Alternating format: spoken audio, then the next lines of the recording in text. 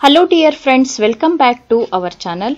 ಇವತ್ತಿನ ದಿನ ನಾವು PST ಹಾಗೇನೆ HSTR, GPSTR ಜೊತೆಗೆ ಕಾರ್ಟೆಟ್ ಎಕ್ಸಾಮ್ನ ತಯಾರಿಗೋಸ್ಕರ 6ನೇ ತರಗತಿಯ ಸಮಾಜ ವಿಜ್ಞಾನದ ಮೊದಲ ಒಂದು ಪಾಠವನ್ನು ಇವತ್ತಿನ ದಿನ ನಾವು ಅಭ್ಯಾಸ ಮಾಡೋಣ. ಮೊದಲಿಗೆ ಪಾಠವನ್ನು ಪ್ರಾರಂಭಿಸುವ ಮೊದಲಿಗೆ ಈ 6ನೇ ತರಗತಿಯ ಸಮಾಜ ವಿಜ್ಞಾನ ಪಠ್ಯಪುಸ್ತಕದಲ್ಲಿ ಯಾವೆಲ್ಲ ಒಂದು ವಿಷಯಗಳ ಬಗ್ಗೆ ನಾವು ಇವತ್ತಿನ ತರಗತಿಯಲ್ಲಿ ಅಥವಾ ಮುಂದಿನ ತರಗತಿಯಲ್ಲಿ ತಿಳ್ಕೊಳ್ಬೇಕು ಅನ್ನೋದನ್ನ ನೋಡಿದಾಗ ಇದರಲ್ಲಿ ಮೊದಲ ಒಂದು ಅಧ್ಯಾಯ ಯಾವುದಿದೆ ಅಂತ ಹೇಳಿದ್ರೆ ಭಾರತ ನಮ್ಮ ಹೆಮ್ಮೆ ಅಂತ ಹೇಳಿ ಇದೆ. ಎರಡನೇದಾಗಿ ನಮ್ಮ ಹೆಮ್ಮೆಯ ರಾಜ್ಯ ಕರ್ನಾಟಕ, ಮೌರ್ಯರು ಮತ್ತು ಕುಶಾಣರು, ಗುಪ್ತರು ಮತ್ತು ವರ್ಧನರು, ದಕ್ಷಿಣ ಭಾರತದ ಪ್ರಾಚೀನ ರಾಜವಂಶಗಳು. ಇವೆಲ್ಲ ಇತಿಹಾಸಕ್ಕೆ ಸಂಬಂಧಪಟ್ಟ ಹಾಗೆ ಇರುವಂತಹ ಅಧ್ಯಾಯಗಳಾದ್ರೆ, ಪೌರನೀತಿಗೆ ಸಂಬಂಧಪಟ್ಟ ಹಾಗೆ ಪೌರ ಮತ್ತು ಪೌರತ್ವ, ಪ್ರಜಾಪ್ರಭುತ್ವ, ಸ್ಥಳೀಯ ಆಡಳಿತ, ನಮ್ಮ ಸಂವಿಧಾನ, ಇನ್ನು ಭೂಗೋಳದಲ್ಲಿ ಗ್ಲೋಬ್ ಮತ್ತು ನಕಾಶೆಗಳು, ಭೂಮಿಯ ಸ್ವರೂಪ, ಇಷ್ಟು ಪಾಠಗಳನ್ನು ನಾವು ತಿಳ್ಕೊಳ್ಬೇಕು. ಆತ್ಮೀಯರೇ, ಈ ಒಂದು ಪಠ್ಯಪುಸ್ತಕದಲ್ಲಿ ಇರುವಂತಹ ಅಂಶಗಳನ್ನ ತಿಂಗಳಾನುಗಟ್ಟಲೆ ಇದನ್ನ ತಗೊಂಡು ಹೋಗದೇನೆ ಕೇವಲ ಒಂದು 4-5 ದಿನದಲ್ಲಿ ನಾವು ಯಾವ ರೀತಿ ಅಭ್ಯಾಸ ಮಾಡಬೇಕು, ಜೊತೆಗೆ ಮುಖ್ಯವಾದ ಒಂದು ಏನೆಲ್ಲ ವಿಷಯಗಳಿದೆಯಲ್ಲ ಅದನ್ನ ನಿಮ್ಮ ನೋಟಲ್ಲಿ ನೋಟ್ ಮಾಡಿಕೊಂಡು ಅಭ್ಯಾಸ ಮಾಡಿದ್ರೆ ರಿವಿಷನ್ ಟೈಮಲ್ಲಿ ಬಹಳ ಸಹಾಯಕವಾಗಿರ್ತದೆ ಅಂತೇಳಿ ಹೇಳ್ತಾ ಇವತ್ತಿನ ಒಂದು ತರಗತಿಯನ್ನ ಪ್ರಾರಂಭ ಮಾಡೋಣ. ಇಲ್ಲಿ ಮೊದಲ ಒಂದು ಪಾಠ ಯಾವುದಿದೆ ಅಂತ ಹೇಳಿದ್ರೆ, ಇತಿಹಾಸವನ್ನ ತಗೊಂಡಾಗ ಅಧ್ಯಾಯ 1ರಲ್ಲಿ ಭಾರತ ನಮ್ಮ ಹೆಮ್ಮೆ ಅಂತ ಹೇಳಿ ಇದೆ. ನಮ್ಮ ಭಾರತ ದೇಶ ನಮ್ಮ ಹೆಮ್ಮೆ. ಈ ಒಂದು ಪಾಠದ ಪರಿಚಯ ಈಗಾಗಲೇ ನೀವು ತಿಳ್ಕೊಂಡಿರಬೇಕು. ದೇಶದ ಹಿರಿಮೆ ಗರಿಮೆಗಳ ಬಗ್ಗೆ ಅರಿವನ್ನ ಮೂಡಿಸುವಂಥದ್ದು, ವಿದ್ಯಾರ್ಥಿಗಳಲ್ಲಿ ದೇಶದ ಕುರಿತಾಗಿ ಹೆಮ್ಮೆ ಹಾಗೇನೆ ಗೌರವ, ಭಾವನಾತ್ಮಕ ಏಕತೆಯನ್ನ ಯಾವ ರೀತಿಯ ಮೂಡಿಸಬೇಕು ನಮ್ಮ ಮಕ್ಕಳಲ್ಲಿ ಅನ್ನೋದನ್ನ ಈ ಒಂದು ಭಾರತ ನಮ್ಮ ಹೆಮ್ಮೆಯ ಒಂದು ಪಾಠದಲ್ಲಿ ನಾವು ನಮ್ಮ ಮಕ್ಕಳಲ್ಲಿ ಮೂಡಿಸಬೇಕಾಗ್ತದೆ. ಅವರಲ್ಲಿರುವಂತಹ ಈ ಎಲ್ಲ ಮೌಲ್ಯಗಳನ್ನ ಇತಿಹಾಸ ಶಿಕ್ಷಕರಾಗಿ ನಾವು ನಮ್ಮ ಮಕ್ಕಳಿಗೆ ಹೇಳಿಕೊಡ್ಬೇಕಾಗ್ತದೆ. ಇದರಲ್ಲಿ ಮುಖ್ಯವಾಗಿ ಪಾಠ ಪ್ರವೇಶಕ್ಕೆ ಸಂಬಂಧಪಟ್ಟ ಹಾಗೆ ಸಂಭಾಷಣೆಯ ಮೂಲಕ ಇದರಲ್ಲಿ ತಗೊಂಡಿದ್ದಾರೆ.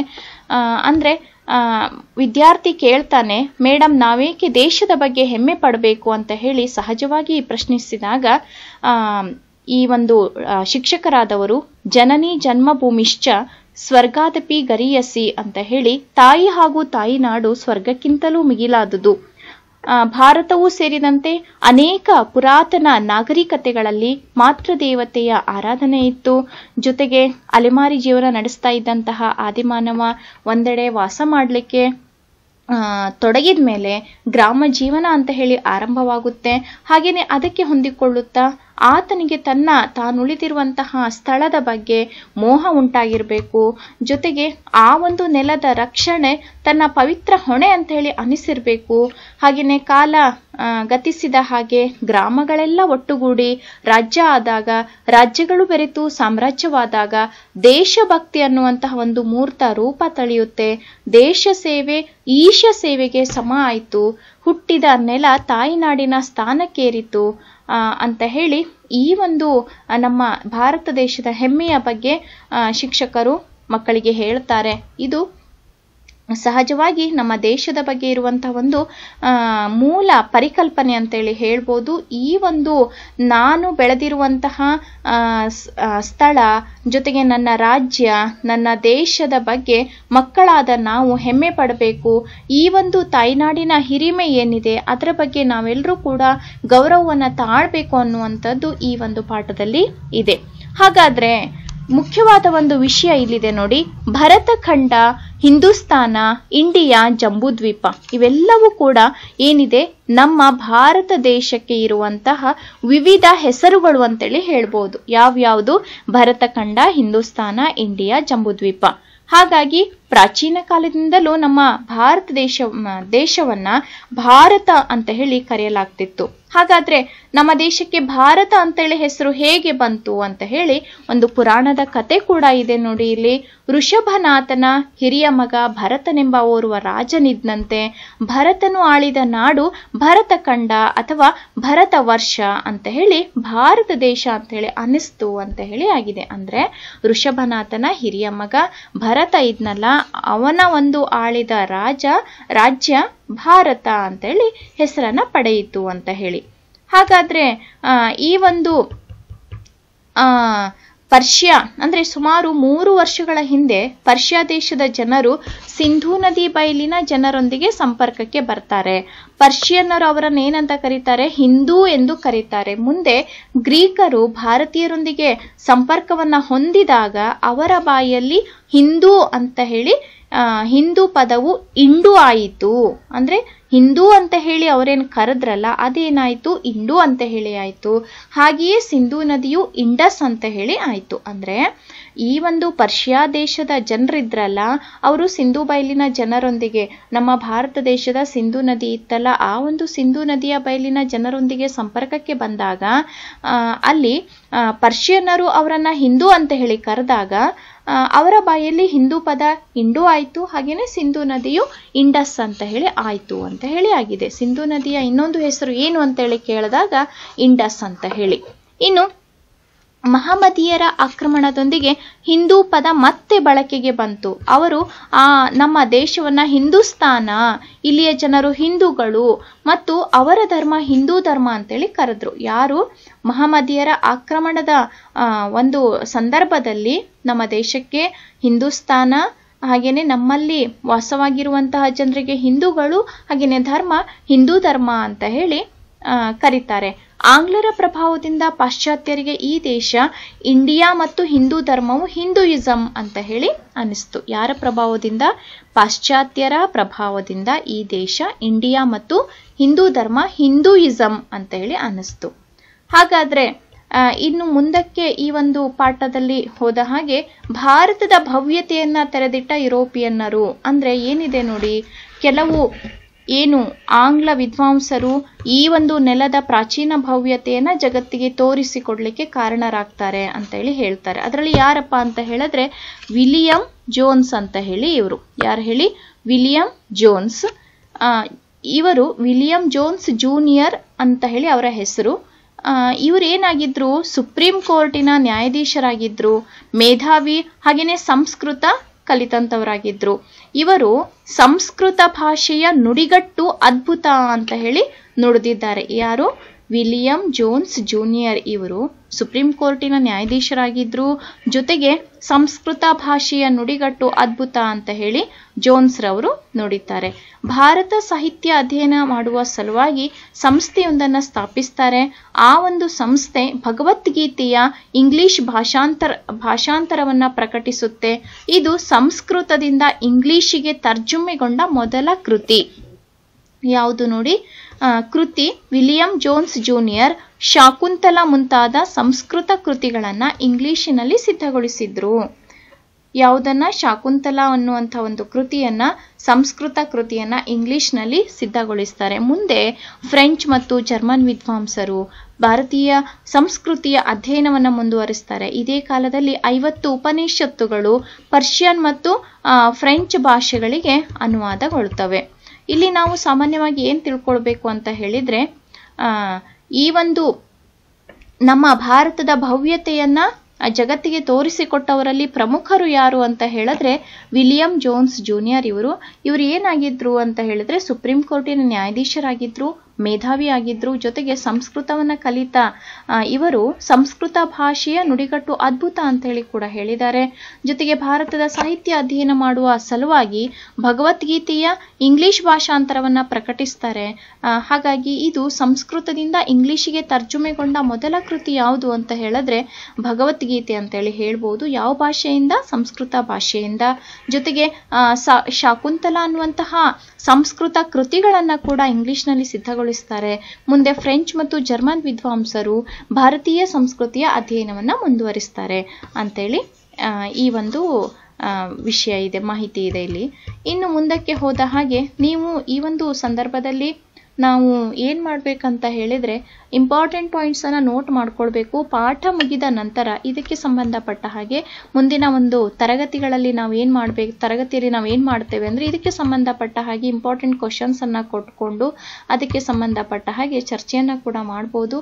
ಇಲ್ಲಿ ಒಂದು ಮ್ಯಾಪ್ ಇದೆ, ನಕ್ಷೆಯಲ್ಲಿ ಏನಿದೆ ಅಂತ ಹೇಳಿದ್ರೆ ಪ್ರಾಚೀನ ಭಾರತದ ಒಂದು ಪ್ರಾಚೀನ ಸ್ಥಳನಾಮಗಳು ಮತ್ತು ಚಾರಿತ್ರಿಕ ನೆಲೆಗಳು ಅಂತ ಹೇಳಿ ಇದೆ. ಇದಕ್ಕೆ ಸಂಬಂಧಪಟ್ಟ ಹಾಗೆ ನೀವು ಇದನ್ನು ಡೀಟೇಲ್ ಆಗಿ ಓದ್ಕೊಳ್ಳಿ. ಇದರ ಬಗ್ಗೆ ನಾನು ಜಾಸ್ತಿ ಡಿಸ್ಕಸ್ ಮಾಡೋದಿಲ್ಲ ಇವತ್ತಿನ ಒಂದು ತರಗತಿಯಲ್ಲಿ. ಆದರೆ ನೋಡಿ, ಭಾ ಎಂದರೆ ಬೆಳಕು, ಜ್ಞಾನವೆಂಬ ಬೆಳಕಿನಲ್ಲಿ ರಥ ಅಂತ ಹೇಳಿದ್ರೆ ಆಸಕ್ತ. ಭಾ ಅಂದರೆ ಬೆಳಕು, ಬೆಳಕು, ರಥ ಆಸಕ್ತ ವಾಗಿರುವ ಭೂಮಿ ಯಾವುದು ಅಂತ ಹೇಳಿದ್ರೆ ಭಾರತ. ಭಾ ಬೆಳಕು, ರಥ ಆಸಕ್ತ. ಜ್ಞಾನವೆಂಬ ಬೆಳಕಿನಲ್ಲಿ ಆಸಕ್ತರಾಗಿರುವ ಭೂಮಿ ಯಾವುದು? ಭಾರತ. ಈ ಪರಂಪರೆಯಲ್ಲಿ ಇರುವ ನಾವು ಭಾರತೀಯರು ಅನ್ನುವಂತಹ ಒಂದು ಸುಂದರ ಪರಿಕಲ್ಪನೆಯನ್ನ ಕೂಡ ಕೊಟ್ಟಿದ್ದಾರೆ. ಇದನ್ನ ಕೂಡ ನೋಟ್ ಮಾಡ್ಕೊಳ್ಳಿ. ಭಾ ಅಂದ್ರೆ ಏನು? ಬೆಳಕು, ರಥ ಅಂದ್ರೆ ಆಸಕ್ತ. ಇಲ್ಲಿ ನಾವು ಈ ಒಂದು ಭೂಪಟವನ್ನ ನೋಡಿದಾಗ ಕೆಲವು ಅಂದ್ರೆ ಶಾಸನಗಳು ಕಂಡು ಬರ್ತವೆ. ಅದರ ಒಂದು ಸ್ಥಳ ನಾಮಗಳು ಕೂಡ ಇವತ್ತಿಗೆ ಬದಲಾಗಿದೆ ಅಂತ ಹೇಳಿ ಕೊಟ್ಟಿದ್ದಾರೆ ನೋಡಿ. ಪ್ರಶ್ನೆಗಳು ಬರ್ಬೋದು. ಮಗಧ ಅಂದ್ರೆ ಯಾವುದು? ಬಿಹಾರ. ಕಳಿಂಗ ಅಂದ್ರೆ ಒರಿಸ್ಸಾ. ಚೇರ ಕೇರಳ. ಇಂದ್ರಪ್ರಸ್ಥ ದೆಹಲಿ. ಪ್ರಯಾಗ ಅಲಹಾಬಾದ್. ಹಾಗಾಗಿ ಆದ್ರೆ ಕೆಲವು ಹೆಸರುಗಳು ಮೊದಲಿದ್ದದ್ದೇ ಈಗೂ ಕೂಡ ಇದೆ. ಉದಾಹರಣೆ ಯಾವ್ಯಾವುದು? ಕಾಶ್ಮೀರ, ನೇಪಾಳ, ಕೈಲಾಸ, ಕುರುಕ್ಷೇತ್ರ, ಅಯೋಧ್ಯ, ಕಾಶಿ, ಮಥುರಾ ಸ್ಥಳ. ಇನ್ನು ಕೆಲವು ಅಂದ್ರೆ ಸ್ಥಳ ಬದಲಿಸುವ ವಿದ್ಯಮಾನ ಈಗೂ ಕೂಡ ನಡೀತಾ ಇದೆ. ಮದ್ರಾಸ್, ಚೆನ್ನೈ, ಪ್ರಯಾಗ್, ಅಲಹಾಬಾದ್, ಬರೋಡಾ, ವಡೋದರ, ಬೊಂಬಾಯಿ, ಮುಂಬೈ. ಅಂದ್ರೆ ವಿದ್ಯಮಾನದ ಅರಿವನ್ನ ಮೂಡಿಸುವ ಉದ್ದೇಶದಿಂದ ಪರಿಚಯಾತ್ಮಕವಾಗಿ ಈ ಒಂದು ಭೂಪಟದ ಪ್ರಾರಂಭದಲ್ಲಿ ನೀಡಲಾಗಿದೆ ಅಂತ ಹೇಳಿ ಕೊಟ್ಟಿದ್ದಾರೆ ನೋಡಿ. ಇನ್ನು ಗಣಿತ ಕ್ಷೇತ್ರಕ್ಕೆ ಭಾರತೀಯರು ನೀಡಿದ ಅದ್ಭುತ ಕೊಡುಗೆಗಳು, ಇದನ್ನ ನೆನಪಲ್ಲಿ ಇಟ್ಕೊಳ್ಳಿ. ಅಶೋಕನ ಶಿಲಾಲೇಖನಗಳಲ್ಲಿ ಅಂಕೆಗಳನ್ನ ವಿಪುಲವಾಗಿ ಬಳಸಲಾಗಿದೆ. 2300 ವರ್ಷಗಳಷ್ಟು ಹಿಂದಿನ ಒಂದು ಅಂಕೆಗಳು ಕೂಡ ಬಳಕೆಯಾಗಿದೆ ನೋಡಿ. ಇದಾದ 1000 ವರ್ಷಗಳ ಮೇಲೂ ಯುರೋಪಿನ ರಾಷ್ಟ್ರಗಳಲ್ಲಿ ಅಂಕೆಗಳು ಬಳಕೆಗೆ ಬಂದಿರಲಿಲ್ಲ. ಅಂಕೆಗಳು ಅಂತ ಹೇಳಿದಾಗ ದಶಮಾಂಶ ಅಂಕೆಗಳು, ದಶಮಾಂಶ, ಭಿನ್ನರಾಶಿ, ಬೀಜಗಣಿತ ಇವೆಲ್ಲವೂ ಗಣಿತಕ್ಕೆ ಪ್ರಾಚೀನ ಭಾರತೀಯರು ನೀಡಿದ ಕೊಡುಗೆಗಳು. ಯಾವ್ಯಾವುದು ಗಣಿತಕ್ಕೆ ಪ್ರಾಚೀನ ಭಾರತೀಯರು ನೀಡಿದ ಕೊಡುಗೆಗಳು ಯಾವ್ಯಾವುದು ಅಂತ ಹೇಳಿದ್ರೆ ಅಂಕೆಗಳು, ದಶಮಾಂಶ, ಭಿನ್ನರಾಶಿ, ಬೀಜಗಣಿತ. ಇವು 4 ಕೂಡ ನೆನಪಲ್ಲಿ ಇಟ್ಕೊಳ್ಬೇಕು. ಯಾವ್ಯಾವ್ದು ಹೇಳಿ? ಅಂಕೆಗಳು, ದಶಮಾಂಶ, ಭಿನ್ನರಾಶಿ, ಬೀಜಗಣಿತ. ಇನ್ನು ಭಾರತೀಯರು ನೀಡಿದ ಕೊಡುಗೆಗಳು ಆಯ್ತಾ. ಶನ ಅಥವಾ 0 ಇಲ್ಲಿ ಅಂದ್ರೆ ಒಂದು ಸಂಖ್ಯಾಸೂಚಕವಾಗಿ ಮೊದಲು ಬಳಸಿದ ಒಂದು ಕೀರ್ತಿ ಯಾರಿಗೆ ಸಲ್ತದೆ ಅಂತ ಹೇಳಿದ್ರೆ ಭಾರತೀಯರಿಗೆ. ಶನ ಅಂತ ಹೇಳಿದ್ರೆ 0 ಅಥವಾ 0ಯನ್ನ ಮೊದಲು ಒಂದು ಸಂಖ್ಯಾಸೂಚಕವಾಗಿ ಬಳಸ್ತಾರೆ. 0ಯ ಬಳಕೆಯಿಂದ ಲೆಕ್ಕಾಚಾರದ ತೊಡಕು ಬಗೆಹರಿಯುತ್ತೆ. ಭೂಮಿ ಗುಂಡಗಿದೆ, ಸೂರ್ಯನ ಸುತ್ತ ಭೂಮಿ ಪರಿಭ್ರಮಿಸುತ್ತದೆ ಎಂದು ಭಾರತೀಯ ವಿಜ್ಞಾನಿ ಆರ್ಯಭಟ ತೋರಿಸಿಕೊಟ್ಟದ್ದು ಆಧುನಿಕ ವಿಜ್ಞಾನದಲ್ಲಿ ಈ ವಾದವನ್ನ ಎತ್ತಿ ಹಿಡಿದ ಒಂದು ಕೀರ್ತಿ ಸಲ್ಲುವುದು ಕೋಪರ್ನಿಕಸ್ ಎಂಬಾತನಿಗೆ. ಇವನಿಗಿಂತ 10 ಶತಮಾನ ಹಿಂದಿನವನು ನಮ್ಮ ಆರ್ಯಭಟ. ಭಾರತೀಯರು ನಾವಿಕರಿಗಾಗಿ ರೇಖಾಂಶ ನಕ್ಷೆಯನ್ನ ಉಜ್ಜಯಿನಿಯಲ್ಲಿ ಸಿದ್ಧಗೊಳಿಸಿದ್ರು. ಇಂಥದೊಂದು ನಕಾಶೆಯನ್ನ ಬಳಸಿಯೇ 15ನೇ ಶತಮಾನದಲ್ಲಿ ಪೋರ್ಚುಗೀಸ್ ನಾವಿಕ ವಾಸ್ಕೋಡ ಗಾಮ ಭಾರತ ಪಶ್ಚಿಮ ತೀರವನ್ನು ಮುಟ್ಟಿದ. ಅಂದ್ರೆ ಭಾರತೀಯರು ನಾವಿಕರಿಗಾಗಿ ಒಂದು ರೇಖಾಂಶ ನಕ್ಷೆಯನ್ನ ಎಲ್ಲಿ ಸಿದ್ಧಗೊಳಿಸಿದ್ರು ಅಂತ ಹೇಳಿದ್ರೆ ಉಜ್ಜಯಿನಿಯಲ್ಲಿ ಸಿದ್ಧಗೊಳಿಸಿದ್ರು. ಈ ಒಂದು ನಕಾಶೆಯನ್ನ ಬಳಸ್ಕೊಂಡು 15ನೇ ಶತಮಾನದಲ್ಲಿ ಯಾರು? ಪೋರ್ಚುಗೀಸ್ ನಾವಿಕ ವಾಸ್ಕೋಡ ಗಾಮ ಭಾರತದ ಪಶ್ಚಿಮ ತೀರವನ್ನ ಮುಟ್ಟುತ್ತಾನೆ. ಇದರಲ್ಲಿ ಪ್ರಶ್ನೆಗಳು ಯಾವ್ಯಾವುದು ಉದ್ಭವ ಆಗ್ಬೋದು ಅಂತ ಹೇಳಿದಾಗ ಇದು ಏನಪ್ಪಾ, ಗಣಿತ ಕ್ಷೇತ್ರಕ್ಕೆ ಭಾರತೀಯರು ನೀಡಿದ ಅದ್ಭುತ ಕೊಡುಗೆ ಯಾವ್ಯಾವುದು ಅಂತ ಹೇಳಿ ಕೇಳಿದಾಗ ಇಲ್ಲಿ ಅಂಕೆಗಳು, ದಶಮಾಂಶ, ಭಿನ್ನರಾಶಿ, ಬೀಜಗಣಿತ ಇವೆಲ್ಲವೂ ಗಣಿತಕ್ಕೆ ಪ್ರಾಚೀನ ಭಾರತೀಯರು ನೀಡಿದಂತಹ ಒಂದು ಕೊಡುಗೆಗಳಾಗಿವೆ. ಜೊತೆಗೆ ಮೊದಲು ಒಂದು ಸಂಖ್ಯಾಸೂಚಕವಾಗಿ ಬಳಸಿದ ಒಂದು ಯಾವುದು? ಶನ ಅಥವಾ 0 ಭಾರತೀಯರಿಗೆ ಸಲ್ತದೆ. ಇನ್ನು ಭೂಮಿ ಗುಂಡಗಿದೆ, ಸೂರ್ಯನ ಸುತ್ತ ಭೂಮಿ ಪರಿಭ್ರಮಿಸ್ತದೆ ಅಂತ ಹೇಳಿ ಆಗಿನ ಕಾಲದಲ್ಲಿಯೇ ಯಾರು? ಆರ್ಯಭಟ ತೋರಿಸಿಕೊಟ್ಟಿದ್ರು. ಆಧುನಿಕ ವಿಜ್ಞಾನದಲ್ಲಿ ಈ ವಾದವನ್ನು ಎತ್ತಿ ಹಿಡಿದ ಕೀರ್ತಿ ಕೋಪರ್ನಿಕಸ್ ಎಂಬಾತನಿಗೆ ಸಲ್ತದೆ. ಆದರೆ ಇವನಿಗಿಂತ 10 ಶತಮಾನ ಹಿಂದಿನವರು ಯಾರು? ಆರ್ಯಭಟ. ಹಾಗಾಗಿ ರೇಖಾಂಶ ನಕ್ಷೆಯನ್ನ ಕೂಡ ಉಜ್ಜಯಿನಿಯಲ್ಲಿ ಸಿದ್ಧಗೊಳಿಸಿದ್ರು. ಇಂಥದೊಂದು ನಕಾಶೆಯನ್ನ ಬಳಸಿಯೇ 15ನೇ ಶತಮಾನದಲ್ಲಿ ಪೋರ್ಚುಗೀಸ್ ನಾವಿಕ ವಾಸ್ಕೋ ಡ ಗಾಮ ಭಾರತದ ಪಶ್ಚಿಮ ತೀರವನ್ನ ಮುಟ್ಟಿದ ಅಂತೇಳಿ ಹೇಳ್ಬೋದು. ಇನ್ನು ಭಾರತೀಯರ ಇನ್ನಷ್ಟು ಕೊಡುಗೆಗಳ ಬಗ್ಗೆ ನೋಡಿದಾಗ ಇವೆಲ್ಲ ಕೂಡ ಇಂಪಾರ್ಟೆಂಟ್ ಇದೆ. ಪೈಥಾಗೋರಸ್ನ ಪ್ರಖ್ಯಾತ ಪ್ರಮೇಯವನ್ನ ಆತನಿಗಿಂತ 2 ಶತಮಾನಗಳ ಮೊದಲೇ ಗುರುತಿಸಿದ್ದವನು ಯಾರಪ್ಪ ಅಂದ್ರೆ ಭಾರತೀಯ ವಿಜ್ಞಾನಿ ಬೋಧಾಯನ.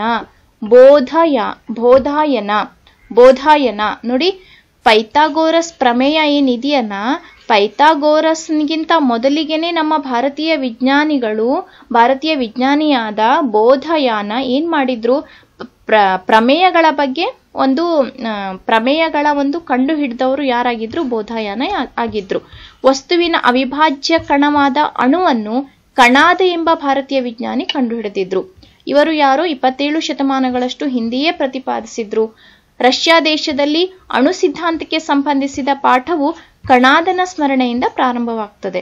ಹಾಗಾಗಿ ವಸ್ತುವಿನ ಅವಿಭಾಜ್ಯ ಕಣವಾದ ಅಣುವನ್ನ ಕಣಾದ ಎಂಬ ಭಾರತೀಯ ವಿಜ್ಞಾನಿ 27 ಶತಮಾನಗಳಷ್ಟು ಹಿಂದೆಯೇ ಪ್ರತಿಪಾದಿಸಿದ್ರು. ಹಾಗಾಗಿ ರಷ್ಯಾ ದೇಶದಲ್ಲಿ ಅಣು ಸಿದ್ಧಾಂತಕ್ಕೆ ಸಂಬಂಧಿಸಿದ ಪಾಠ ಯಾರ ಸ್ಮರಣೆಯಿಂದ ಪ್ರಾರಂಭವಾಗ್ತದೆ ಅಂತ ಹೇಳಿದ್ರೆ ಕಣಾದನ ಸ್ಮರಣೆಯಿಂದ ಪ್ರಾರಂಭವಾಗ್ತದೆ. ಇನ್ನು ಭಾರತೀಯರು ಪ್ರಾಚೀನ ಕಾಲದಿಂದಲೂ ಉಕ್ಕನ್ನ ತಯಾರಿಸ್ತಾ ಇದ್ರು. ನೌಕಾ ನಿರ್ಮಾಣ ವಿಜ್ಞಾನದಲ್ಲಿ ಭಾರತೀಯರು ಪ್ರಥಮ ಸ್ಥಾನದಲ್ಲಿ ಇದ್ರು. ಗುಜರಾತಿನ ಸೂರತ್ ಅತಿ ದೊಡ್ಡ ನೌಕಾ ನಿರ್ಮಾಣ ಕೇಂದ್ರ ಅಂತ ಹೇಳಿ ಪ್ರಸಿದ್ಧ ಆಗಿತ್ತು. ಭಾರತೀಯರು ಮುಂಗಾರು ಮಾರುತಗಳನ್ನು ಗುರುತಿಸಿದ ಮೇಲೆ ಪ್ರಪಂಚದಲ್ಲಿ ನೌಕಾಯಾನದ ವೇಗ ಹೆಚ್ಚಿತ್ತು. ನೋಡಿ, ಇಲ್ಲಿ ಏನ್ ತಿಳ್ಕೊಳ್ಬೇಕಂತ ಹೇಳಿದ್ರೆ ನೌಕಾ ನಿರ್ಮಾಣ ವಿಜ್ಞಾನದಲ್ಲಿ ಭಾರತೀಯರು ಪ್ರಥಮ ಸ್ಥಾನದಲ್ಲಿ ಇದ್ರು. ಯಾವಾಗ? ಆ ಒಂದು ಸಂದರ್ಭದಲ್ಲಿ. ಜೊತೆಗೆ ಗುಜರಾತ್ನ ಸೂರತ್ನ ಅತಿ ದೊಡ್ಡ ನೌಕಾ ನಿರ್ಮಾಣ ಕೇಂದ್ರ ಅಂತ ಹೇಳಿ ಸೂರತ್ ಅತಿ ದೊಡ್ಡ ನೌಕಾ ನಿರ್ಮಾಣ ಕೇಂದ್ರ ಅಂತೇಳಿ ಪ್ರಸಿದ್ಧ ಆಗಿತ್ತು. ಜೊತೆಗೆ ಮುಂಗಾರು ಮಾರುತಗಳನ್ನ ಗುರುತಿಸಿದ ಮೇಲೆ ಪ್ರಪಂಚದಲ್ಲಿ ನೌಕಾಯಾನದ ವೇಗ ಹೆಚ್ಚಿತು. ವೈಮಾನಿಕ ಶಾಸ್ತ್ರ, ಯೋಗಶಾಸ್ತ್ರ, ಸಂಸ್ಕೃತವು ಕೂಡ ಭಾರತೀಯರ ಕೊಡುಗೆಗಳಾಗಿದೆ.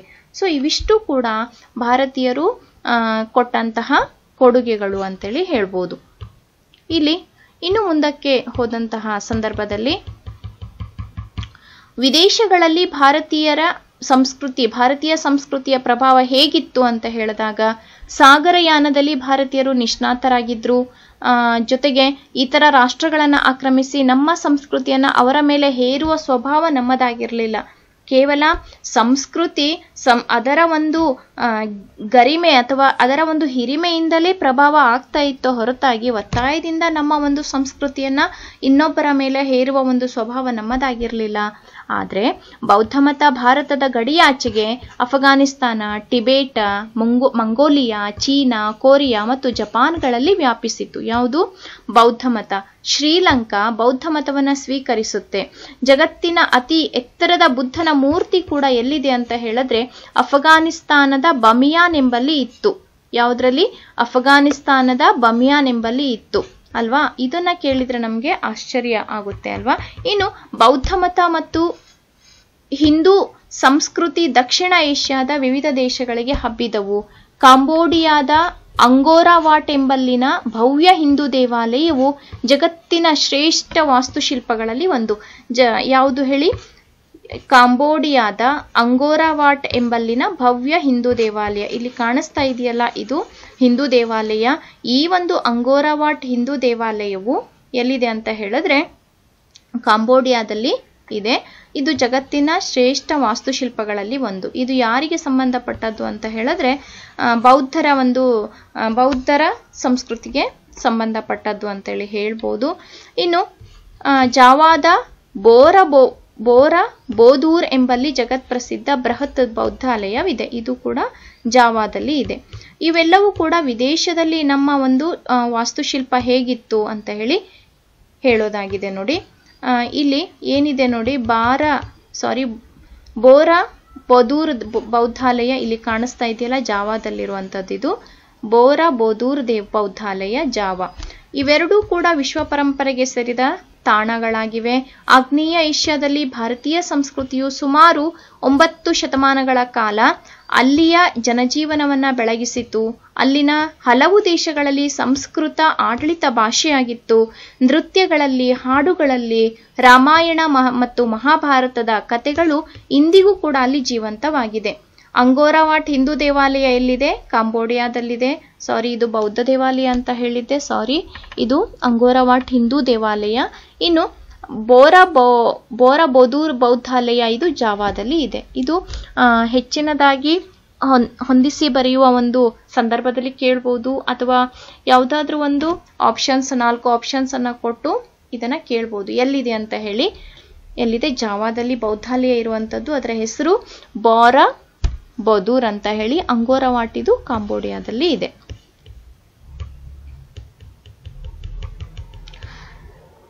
ಇನ್ನು ಕೆಲವು ಸಾರ್ವಕಾಲಿಕ ಭಾರತೀಯ ಮೌಲ್ಯಗಳು ನೋಡಿ. ಆಚಾರ್ಯ ದೇವೋಭವ.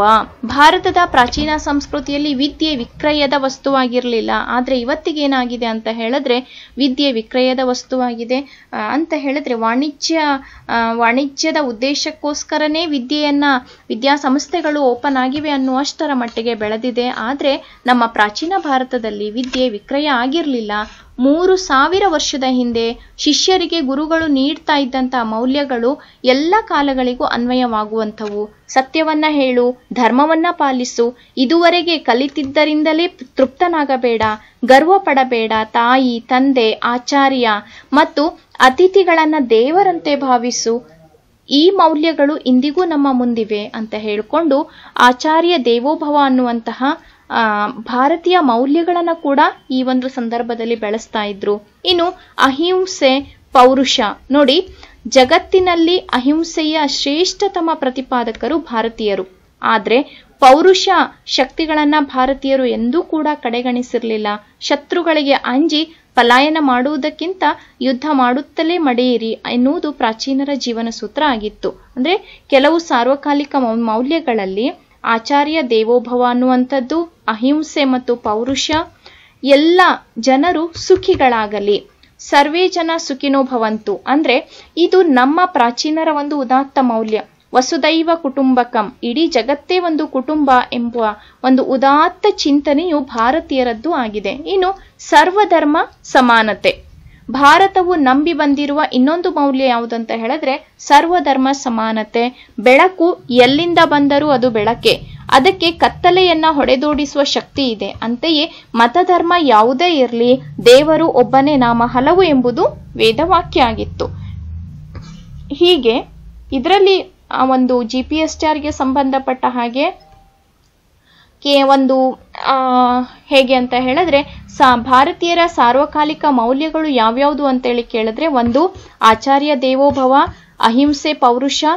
ಅಹಿಂಸೆ ಮತ್ತು ಪೌರುಷಕ್ಕೆ ಸಂಬಂಧಪಟ್ಟ ಹಾಗೆ ಎಲ್ಲಾ ಜನರು ಸುಖಿಗಳಾಗಲಿ, ಸರ್ವೇ ಜನ ಸುಖಿನೋ ಭವಂತು, ಸರ್ವಧರ್ಮ ಸಮಾನತೆ. ಇದನ್ನ ಕೇಳ್ಬಹುದು, ಬಹಳ ಇಂಪಾರ್ಟೆಂಟ್ ಆಗಿರುವಂತದ್ದು. ಇದನ್ನ ಕೂಡ ನೋಟ್ ಮಾಡ್ಕೊಳ್ಳಿ.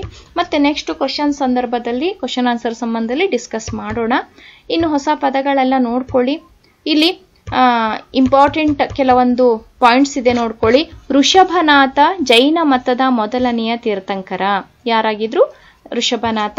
ದುಷ್ಯಂತ ಶಕುಂತಲೆಯರ ವೀರಪುತ್ರನಾದ ಭರತನಿಂದ ಭಾರತ ಎಂಬ ಹೆಸರಾಯಿತು ಎಂಬ ಪ್ರತೀತಿಯೂ ಕೂಡ ಇದೆ. ಹಾಗೇನೆ ಆಂಗ್ಲರ ಪ್ರಭಾವದಿಂದ ಬೌದ್ಧ ಮತ, ಜೈನ ಮತ, ಸಿಖ್ ಮತ ಅನುಕ್ರಮವಾಗಿ ಬುದ್ಧಿಸಂ, ಜೈನಿಸಂ, ಸಿಕ್ಕಿಸಂ ಅಂತ ಹೇಳಿ ಆಯ್ತು. ಯಾರ ಪ್ರಭಾವದಿಂದ? ಆಂಗ್ಲರ ಪ್ರಭಾವದಿಂದ. ಬೌದ್ಧ ಮತ, ಬುದ್ಧಿಸಂ, ಜೈನ ಮತ, ಜೈನಿಸಂ, ಸಿಖ್ ಮತ, ಸಿಕ್ಕಿಸಂ ಆಯ್ತು ಅಂತ ಹೇಳಿ ಇದೆ. ಇನ್ನು ಇಂದಿನ ಭಾರತಕ್ಕಿಂತ ಇಲ್ಲಿ ನೋಡಿ, ಇಂದಿನ ಭಾರತಕ್ಕಿಂತ ಇನ್ನು ದೊಡ್ಡದಾದ ಪ್ರದೇಶವನ್ನ ಹಿಂದೆ ಏನಂತ ಕರಿತಾ ಇದ್ರು? ಭರತವರ್ಷ ಅಂತ ಹೇಳಿ ಕರಿತಾ ಇದ್ರು. ದಕ್ಷಿಣ ಸಮುದ್ರದ ಉತ್ತರಕ್ಕೆ ಮತ್ತು ಹಿಮಾಲಯದ ದಕ್ಷಿಣಕ್ಕೆ ಇರುವ ಭೂಭಾಗವೆಲ್ಲವೂ ಭರತವರ್ಷ ಅಂತ ಹೇಳಿ. ಇನ್ನು ವಿಷ್ಣು ಪುರಾಣದ ಪ್ರಕಾರ ನಮಗೆ ತಿಳಿದು ಬರ್ತದೆ. ಇನ್ನು ಮಯನ್ಮಾರನ್ನ ಏನಂತ ಕರಿತಾ ಇದ್ರು? ಬ್ರಹ್ಮದೇಶ. ಇಂಡೋನೇಷ್ಯಾದಲ್ಲಿರುವ ಜಾವಾ, ಆಗ್ಲೇ ಹೇಳಿದ್ನಲ್ಲ ಬೌದ್ಧ ದೇವಾಲಯ, ಬೋರ್ಬೊದೂರ್ ಅಂತ ಹೇಳಿ. ಸುಮಾತ್ರ, ಬಾಲಿ ಇವನ್ನ ಸುವರ್ಣ ದ್ವೀಪ ಯಾವ್ಯಾವುದು? ಇಂಡೋನೇಷ್ಯಾದಲ್ಲಿರುವ ಜಾವಾ, ಸುಮಾತ್ರಾ, ಬಾಲಿ ಇದನ್ನ ಸುವರ್ಣ ದ್ವೀಪ ಅಂತ ಹೇಳಿ ಕರಿತಾ ಇದ್ರು. ವಿಯೆಟ್ನಾಂ ಅನ್ನ ಚಂಪಾ ಮತ್ತು ಕಾಂಬೋಡಿಯಾವನ್ನ ಅಂಬುಜಾ ಅಂತ ಹೇಳಿ ಕರೆಯಲಾಗ್ತಾ ಇತ್ತು. ಹಾಗಾಗಿ ಇವೆಲ್ಲವನ್ನ ಕೂಡ ನೆನಪಲ್ಲಿ ಇಟ್ಕೊಳ್ಳಿ. ಪುರಾಣಗಳಲ್ಲಿ ಭಾರತವನ್ನ ಏನೆಂದು ಕರೆದಿದ್ದಾರೆ? ಪುರಾಣಗಳಲ್ಲಿ ಭಾರತವನ್ನ ಏನಂತ ಕರೆದಿದ್ದಾರೆ ನೋಡಿ, ಅದಕ್ಕೆ ಆನ್ಸರ್ ನೀವೇ ಮಾಡಬೇಕು. ಗಣಿತ ಕ್ಷೇತ್ರಕ್ಕೆ ಭಾರತೀಯರ ಶ್ರೇಷ್ಠ ಕೊಡುಗೆ ಏನು? ಅಂಕೆಗಳು, ದಶಮಾಂಶ, ಭಿನ್ನರಾಶಿ ಇವುಗಳನ್ನ ಕಂಡುಹಿಡಿದದ್ದು, ಜೊತೆಗೆ ಶನ ಅಥವಾ ಸೊನ್ನೆಯನ್ನ ಕಂಡುಹಿಡಿದದ್ದು. ಆರ್ಯಭಟನ ಮಹತ್ವದ ಸಾಧನೆ, ಭೂಮಿ ಗುಂಡಗಿದೆ, ಸೂರ್ಯನ ಸುತ್ತ ಸುತ್ತುವಂಥದ್ದು. ಜಗತ್ಪ್ರಸಿದ್ಧ ಬೃಹತ್ ಬೌದ್ಧ ದೇವಾಲಯ ಎಲ್ಲಿದೆ ಅಂತ ಹೇಳಿದ್ರೆ ಜಾವಾದಲ್ಲಿದೆ. ಯಾವುದದು?